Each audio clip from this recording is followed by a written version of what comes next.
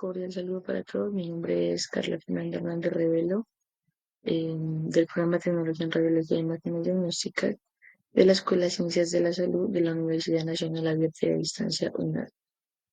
En este caso vamos a hablar del protocolo columna cervical del curso Imagenología Convencional.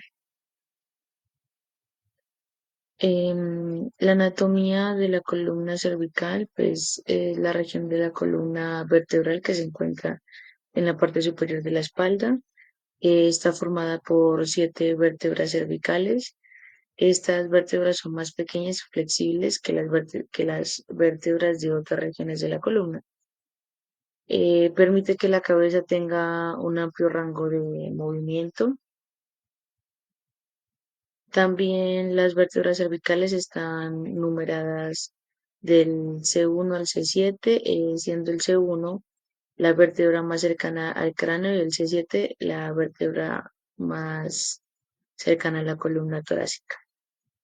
Entre cada vértebra cervical hay discos intervertebrales que ayudan a amortiguar los impactos que permiten el movimiento de la columna. Además de las vértebras y los discos intervertebrales, la columna cervical, perdón, está compuesta por ligamentos que mantienen las vértebras en su lugar, músculos que permiten el movimiento del cuello y nervios que transmiten información entre el cerebro y el resto del cuerpo. También la columna cervical protege la médula espinal, que es una parte importante del sistema nervioso central. Lesiones en la columna cervical pueden tener consecuencias graves como parálisis, por lo que es importante cuidar y mantener la salud de esta región de la columna vertebral. Bueno, como proyecciones tenemos las principales, que es la anteroposterior axial de la columna cervical. Aquí podemos observar la proyección y su respectiva radiografía. Como posición del paciente tenemos en esta posición anteroposterior axial de la columna cervical, el paciente debe estar en decúbito supino o bipedestación. La espalda debe estar apoyada con el buki, la parte superior del cuerpo debe estar alineada con la línea media de la mesa o el eje vertical del buki. También tenemos el tamaño del chasis, que para esta proyección sería 8 por 10 pulgadas a lo largo.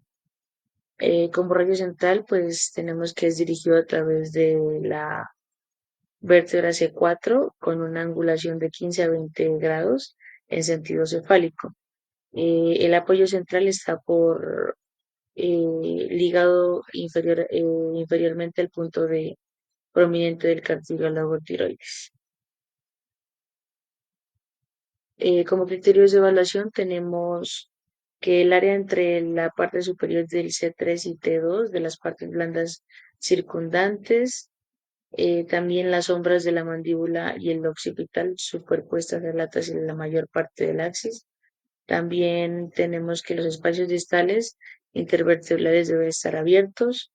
La apófisis espinosa y los pedículos deben estar alineados con la línea media de los cuerpos vertebrales. También los ángulos mandibulares y la apófisis mastoides debe estar equidistantes con las vértebras. Mm, También otra proyección es la lateral de la columna cervical, que es llamado método de Grande. Aquí podemos observar la proyección por en la parte, eh, más o menos en la parte C4, donde debe entrar el rayo y la radiografía resultante.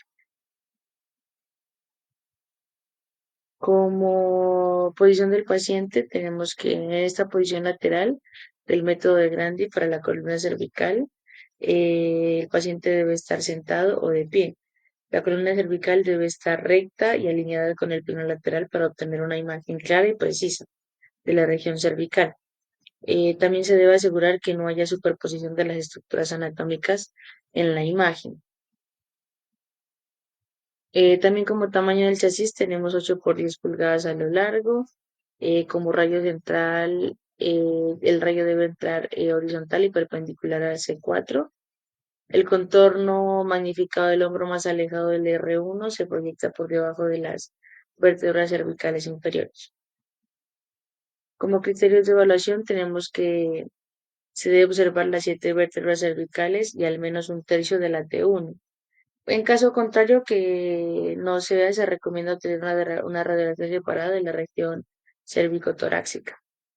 El cuello extendido de forma que las ramas mandibulares no se superpongan al atlas o al axis. También debe haber ausencia de rotación o de angulación de la columna cervical, lo que queda indicado por la superposición de las articulaciones interapofisarias abiertas y los espacios distales intervertebrales. También se debe observar las apófisis espinosas vistas de perfil, también el C4 en el centro de la radiografía y el hueso y el detalle de partes blancas.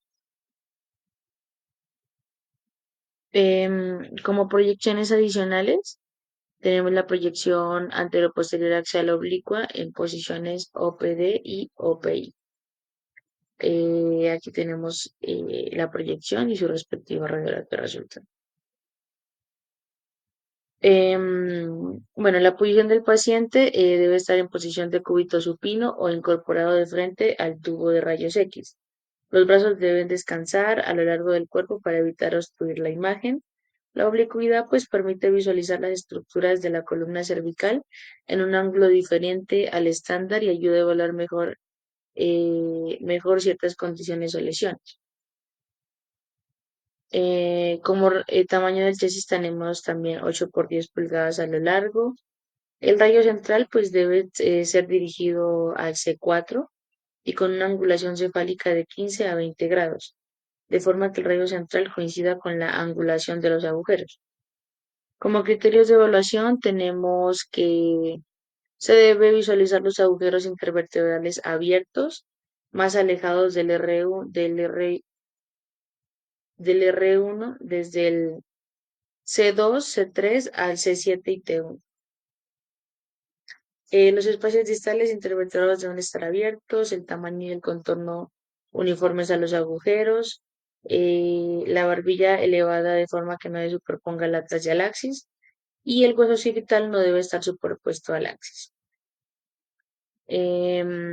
Por último, tenemos la proyección posterior axial oblicua en posiciones OAD y OAI. Aquí podemos observar la proyección en la forma que debe entrar el rayo y la radiografía resultante. Bueno, como posición del paciente, el paciente debe estar en una posición de cúbito prono incorporada de espaldas al tubo de los rayos X. Los brazos deben descansar a lo largo del cuerpo para evitar obstruir la imagen. La oblicuidad permite visualizar las estructuras de la columna cervical en un ángulo diferente y estándar. Y ayuda a evaluar mejores ciertas condiciones o lesiones de esta parte de la columna cervical. Como tamaño del chasis también tenemos 8 por 10 pulgadas a lo largo. El rayo central también debe estar dirigido en el C4 y con una angulación caudal de 15 a 20 grados, de forma que coincida con la angulación de los agujeros. Como criterios de evaluación tenemos que se debe ver los agujeros intervertebrales abiertos más próximos, desde el primera y segunda vértebra cervical hasta la séptima y la primera torácica. También debe verse los espacios discales intervertebrales abiertos, un tamaño y contorno uniformes de los agujeros, la barbilla elevada de forma que el ángulo de la mandíbula no se superponga a la primera o segunda vértebra cervical. También debe tener en cuenta que el hueso occipital no debe estar superpuesto al axis. Y también debe observarse todas las 7 vértebras cervicales y la primera vértebra torácica. Muchas gracias.